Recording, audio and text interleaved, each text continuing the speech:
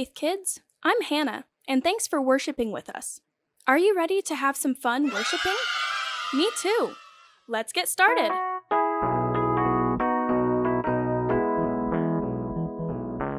This little light of mine, I'm gonna let it shine. This little light of mine, I'm gonna let it shine. This little light of mine, I'm gonna let it shine. Let it shine, let it shine, let it shine. This little light of mine, I'm gonna let it shine. This little light of mine, I'm gonna let it shine. This little light of mine, I'm gonna let it shine. Let it shine, let it shine, let it shine. Good story time. Reading Rainbow Summer Edition. The Courage of the Little Hummingbird. A tale told around the world. Across oceans, lands, and skies, in villages and towns, in cities and classrooms, in whispers, in shouts, in many different languages, the story of the little hummingbird of the great forest is told. Long, long ago, flames cracked and leaped. The tree branches snapped, leaves crinkled. The great forest was ablaze. Animals dashed in every direction. They had no choice but to scurry away from the place they called home.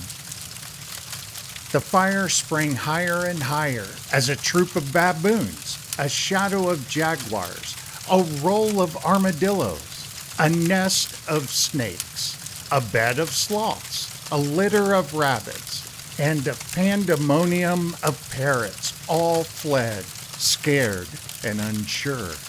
The little hummingbird hovered for a moment, wary, as the long trail of animals waded into the river or flew across its waters.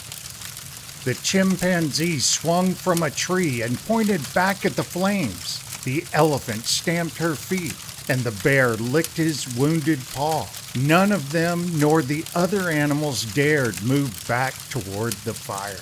But the little hummingbird thought of each branch and each tree that protected so many of the animals, and the nectar of each flower that had fed her. How could she leave them helpless in the raging flames? She swooped down, flittered her wings, and asked, "Are we going to let it all burn?" "The fire's too mighty," growled the lion. "But you're the mightiest beast there is. Isn't there something you can do?" "The flames are much too high," cried the giraffe. "Even for you? Your head reaches the clouds." "Can't you see the fire is too angry?" bellowed the elephant. "What if you calm it with sprays of water from your trunk?" questioned the little hummingbird. "There must be something we can do." "Nonsense," croaked the frog. "It's too late," said the woodland penguin. "It's hopeless," muttered the fox. "Unfortunately," the wise old turtle declared, "there's nothing to be done." The little hummingbird disagreed. She couldn't bear to see their forest home burn. But what could she do to help? The other animals stayed gathered, making sure everyone had made it out safe. Suddenly, the little hummingbird became a streak of color racing across the sky. She dove deep, skimmed the river, and filled her tiny beak with water. Then she darted towards the flames. "Wait!" cried the mongoose, but the little hummingbird zipped straight for the roaring fire. "No!" howled the hyena. "Stop!" bleated the okapi. "What's she doing?" squealed the aardvark. "Oh, that senseless hummingbird," screeched the owl. "She thinks she can make a difference." Ignoring the shouts of her friends, the little hummingbird neared the heat and flames. Smoke hissed around her, ash weighed down her wings. She opened her beak and released a single drop of water. The fire continued to rage. The little hummingbird returned to the water's edge. She scooped up another beakful of liquid and then raced back through the blanket of gray. Over and over, she rushed from flame to water, water to flame. The animals watched in disbelief. Smoke stung her eyes, and a ribbon of coughs tumbled across the sky when her beak was empty. Even when her delicate wings got singed, she didn't give up. She flew back and forth. One drop, then another, then one drop more. Finally, the lion roared, "Enough of this! You're too small. A few specks of water won't settle this fury. What do you think you're doing?" The other animals agreed. Before taking another drop of water into her beak, the little hummingbird turned to the lion, the rhino, the elephant, and all the animals of the great forest that were bigger and stronger than her and said, "I'm doing all I can." A quiet hush spread across the jumble of animals. The lion looked at the chimpanzee, and the chimpanzee looked at the okapi. The okapi turned to the giraffe, and the giraffe turned toward the bear.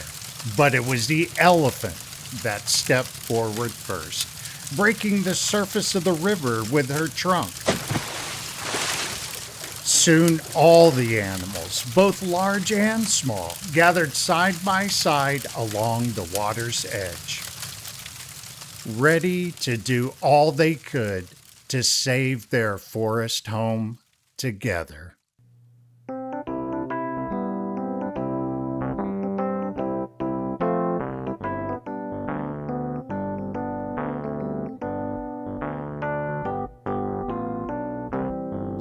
Father Abraham had many sons, and many sons had Father Abraham, and I am one of them, and so are you. So let's just praise the Lord. Right arm. Father Abraham had many sons, and many sons had Father Abraham, and I am one of them, and so are you.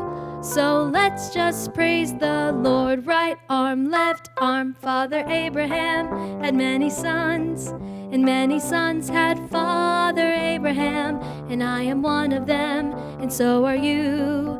So let's just praise the Lord. Right arm, left arm, right leg. Father Abraham had many sons, and many sons had Father Abraham, and I am one of them, and so are you.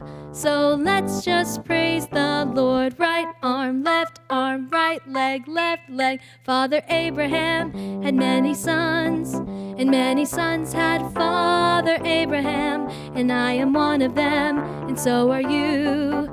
So let's just praise the Lord. Right arm, left arm, right leg, whole self. That worship was awesome. Thanks so much, Faith Kids, for worshiping with me. Take it away, Jared. Thanks for joining us, Faith Kids. Don't forget to subscribe and turn on notifications so you never miss a video. See you next time.